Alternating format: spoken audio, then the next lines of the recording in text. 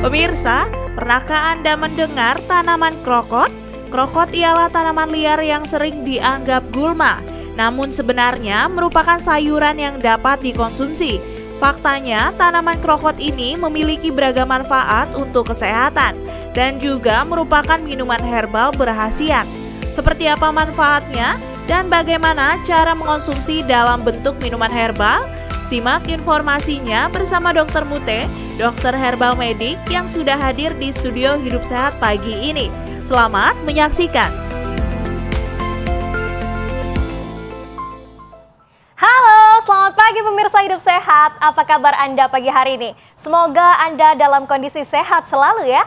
Senang sekali saya Sekar Wanda bisa kembali menyapa Anda di program Hidup Sehat, di mana hari ini kami akan ajak Anda untuk meracik ramuan herbal, yakni dari tanaman krokot yang katanya memiliki manfaat dahsyat untuk mengatasi berbagai penyakit. Tentunya kami juga sudah menghadirkan narasumber yakni Dr. Muthaharoh, dokter herbal medik yang akan mengajak Anda untuk membuat ramuan krokot yang sudah hadir di studio Hidup Sehat pada pagi hari ini. Halo dokter. Halo Mbak Sekar. Apa kabar ya dokter? Baik, alhamdulillah. Alhamdulillah. Dokter biasa dipanggil dokter Mute ya? Iya, betul. Oke, berarti nanti aku akan panggil dokter Mute ya. Silahkan.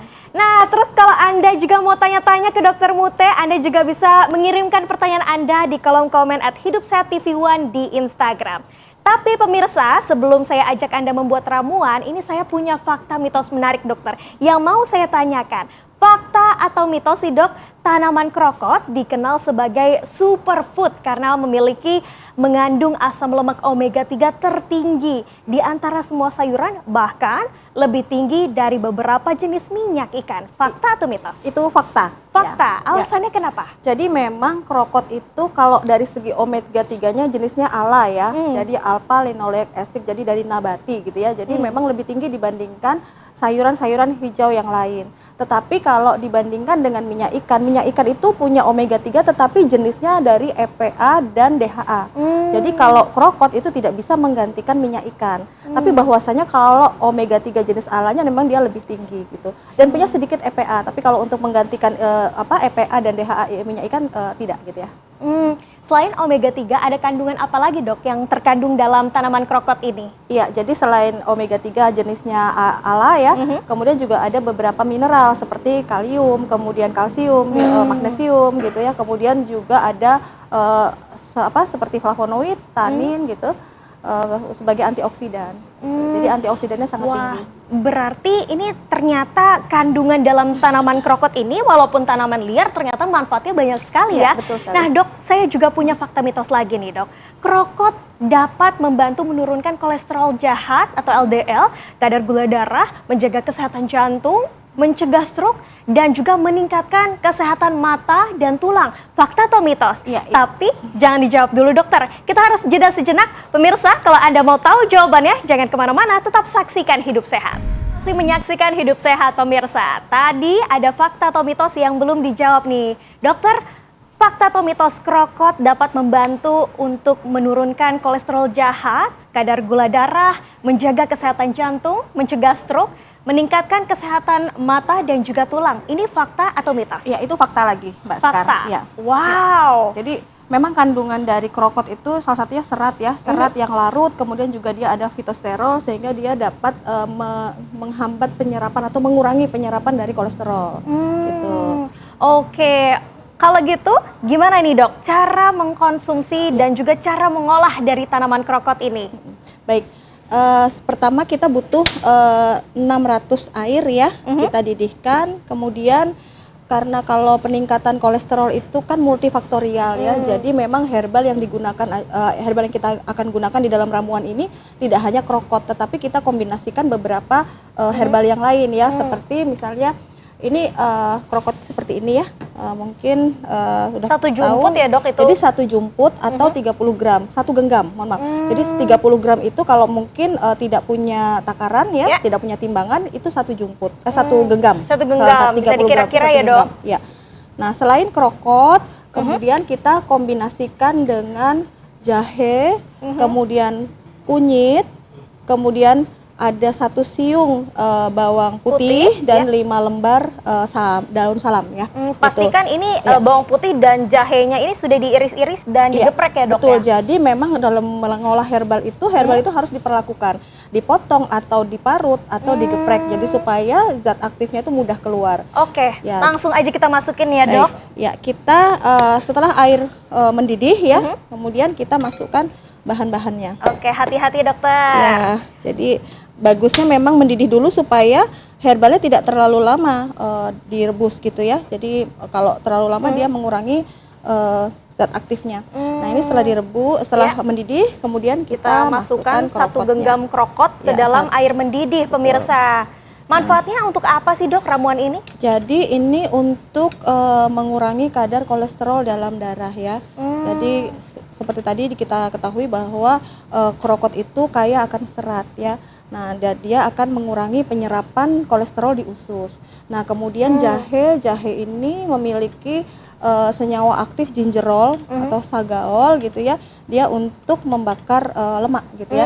Nah, jadi untuk pembakaran lemak.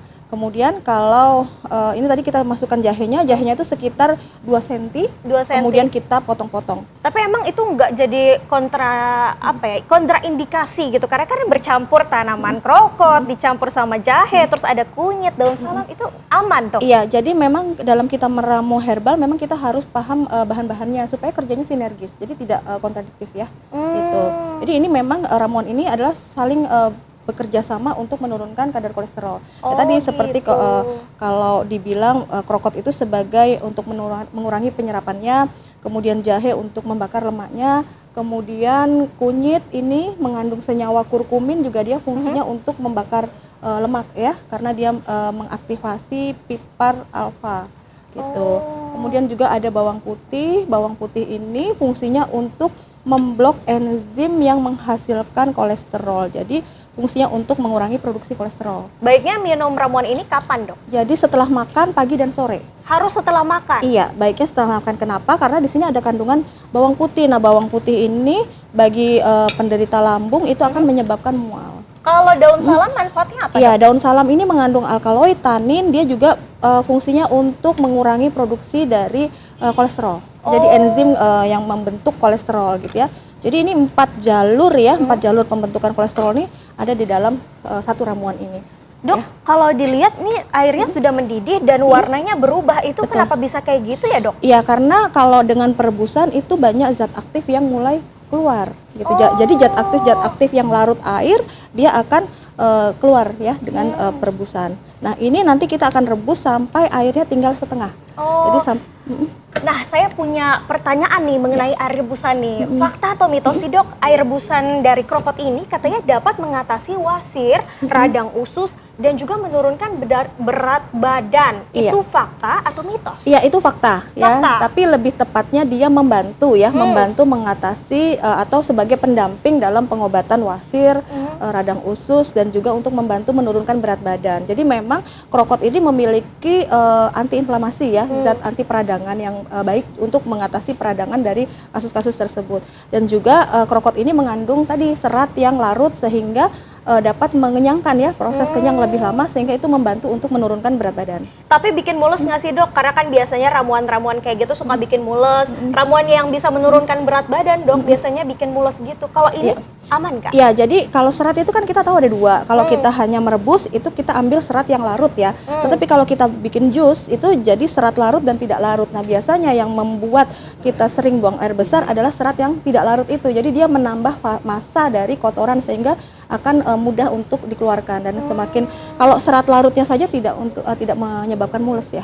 Oh gitu, berarti sebenarnya tanaman krokot ini juga bisa menjadi alternatif kalau kita mau menurunkan berat badan kayak gitu ya dok. Betul. Nah dok, ini ada fakta mitos lagi nih dok.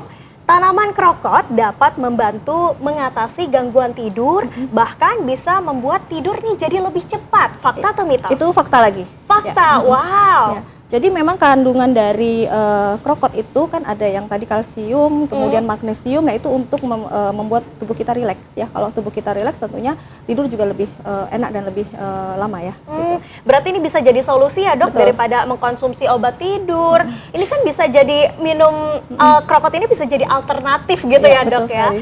Nah, sambil nunggu ramuan kita jadi, kita juga punya video nih dok, negara dengan herbal terbanyak. Yuk pemirsa kita saksikan sama-sama.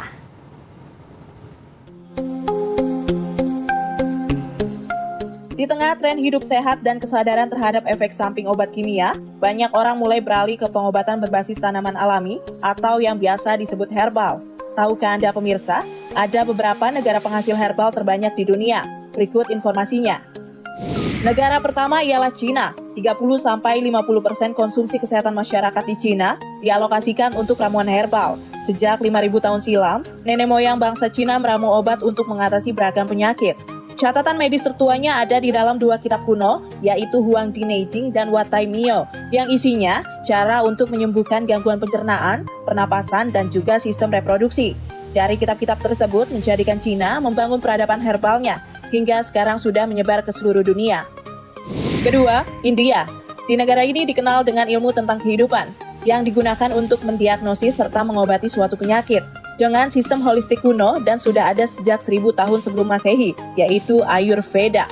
Ayurveda merupakan sistem kedokteran tertua yang banyak dikenal manusia. Ayurveda fokus kepada konsep keseimbangan energi, kesatuan tubuh, pikiran, dan roh. Negara ketiga ialah Korea. Pengobatan tradisional dari negeri ginseng ini tidak bisa dilepaskan dari pengaruh negara Cina dan India. Di negara Korea, dikenal dengan nama Korean Oriental Medicine atau lebih terkenal dengan sebutan Hengbang. Walaupun pengaruh besarnya itu didapat dari pengobatan Cina, tapi Hengbang itu mengembangkan teknik khusus yang memiliki sifat khas. Perkembangan Korean Oriental Medicine bisa dilihat dari banyaknya jumlah sekolah lanjutan tinggi yang memiliki jurusan khusus untuk mempelajarinya. Maka, pemirsa tidak akan heran jika di Korea mudah sekali ditemui dokter dan apoteker khusus Korean Oriental Medicine. Negara terakhir ialah Indonesia. Tahukah Anda, Indonesia menjadi salah satu laboratorium tanaman obat terbesar di dunia. Sekitar 80% herbal dunia tumbuh di negeri ini. Indonesia memiliki sekitar 35.000 jenis tumbuhan tingkat tinggi. 3.500 diantaranya dilaporkan sebagai tumbuhan obat. Nenek moyang kita memanfaatkan flora kekayaan alam dengan cerdas dan sejak dulu dikenal dengan istilah jamu untuk menyebut ramuan dari tanaman obat. Jamu berasal dari bahasa Jawa kuno, jampi atau usodo, artinya penyembuhan menggunakan ramuan doa dan ajian.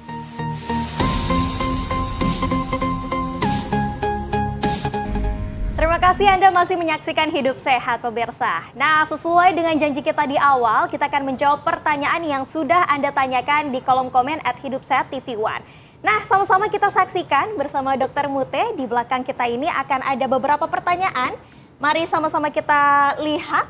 Yang pertama dari dari Fahmi.Safardi. Dok, izin bertanya, bagaimana cara menanam krokot di rumah dan berapa lama waktu panen tanaman krokot? Terima kasih. Lalu yang kedua dari Yopano_, Dok, izin bertanya, bagaimana langkah dan cara pengolahan yang baik dikonsumsi bagi tubuh tanaman krokot tersebut, Dok? Dan ada dari Silent Swipe, Dok mau tanya penyakit apa saja yang bisa diobati dengan tanaman krokot? Terima kasih. Dan yang terakhir dari Dwi Wolf_, Dok mau bertanya apakah benar krokot bisa mengatasi jerawat? Nah dokter silakan dijawab. Iya, saya jawab yang pertanyaan dulu ya dari Fahmi Safardi. Jadi bagaimana cara menanam krokot di rumah? Sebetulnya krokot itu mudah sekali untuk dibudidayakan ya. Jadi dia kalau kita ya termasuk tanaman hias ya. Jadi kalau kita stek kita potong, kita tanamkan itu juga udah tumbuh. Mungkin berapa lama waktu panennya? Mungkin sekitar 4 minggu ya. Mungkin dia akan tumbuh ya. Gitu. Kemudian bagaimana langkah dan cara pengolahan yang baik? Jadi mengkonsumsi krokot ini bisa bermacam-macam, bisa dijadikan lalapan, itu bisa. Oh, jadi bisa. Jadi dia antioksidannya kan tinggi, jadi baik untuk mengatasi sebagai penyakit-penyakit ya, misalnya seperti kesehatan jantung. Nggak direbus nggak apa-apa, Dok? Nggak direbus nggak apa-apa. Jadi sebagai lalapan itu baik ya. Jadi karena dia kandungan antioksidannya tinggi. Kemudian juga bisa direbus gitu ya, direbus sebentar gitu ya untuk mengatasi kolesterol tadi, membantu menurunkan kadar gula darah gitu. Atau misalnya bisa juga dihaluskan, kemudian ditempelkan pada kasus-kasus untuk bisul gitu, karena dia memiliki efek anti peradangan. Oh gitu. Wah hebat juga ya tanaman krokot ini. Kemudian penyakit apa saja yang bisa diobati dengan tanaman krokot tadi ya, sebetulnya untuk membantu menurunkan kadar kolesterol, kemudian juga membantu untuk menurunkan kadar gula darah, kemudian membantu untuk tidur lebih nyenyak ya. Kemudian juga bisa mengatasi peradangan-peradangan yang lain gitu ya. Jadi tadi seperti mengatasi peradangan pada wasir atau pada infeksi usus, kemudian juga pada kasus-kasus abses ya atau bisul gitu. Bisul. Oke, nah pertanyaan terakhir nih dok, apakah benar krokot bisa mengatasi jerawat? Ini Nah, saya juga iya. penasaran dok. Jadi untuk kasus jerawat itu hati-hati ya, karena memang banyak faktor yang menyebabkannya. Jadi tidak hanya faktor luar, tetapi biasanya juga dipengaruhi oleh hormonal. Nah untuk mengatasi jerawat ini sebaiknya dikonsultasikan ke dokter yang merawat saja. Karena khawatirnya kalau misalnya kita tempelkan sesuatu, takutnya alergi malah memperparah jerawat yang diderita. Oke, nah itu tadi kita sudah menjawab pertanyaan yang Anda tanyakan di Instagram. Nah tapi saya penasaran banget nih, pengen cobain ramuan yang sudah dibuat oleh Dokter Mute. Iya. Saya sudah memasukkan si ramuan ini ke dalam gelas bersama dengan Dokter Mute tadi, dan kalau dilihat warnanya ini seperti warna kuning, lumayan bening, dan kalau dicium aromanya tercium aroma dari bawang putih dan juga jahe. Iya. Jadi kayaknya nih jahe dan bawang putihnya strong banget Iya, gitu betul ya. sekali. Dan walaupun warnanya kuning, tapi kuningnya itu nggak kental gitu ya, tetap Seperti teh ya. seperti teh betul. Tapi dok, sebelum saya cobain, bisa nggak sih kita campurin sama madu atau gula gitu dok? Iya, sebaiknya dengan madu ya, supaya dia meningkatkan efek dari ramuan tersebut gitu. Oh, kalau madu aman ya dok, Iya, dan lebih madu, sehat dan juga. lebih sehat betul. Oke, kita cobain aja ya pemirsa. Bismillahirrahmanirrahim.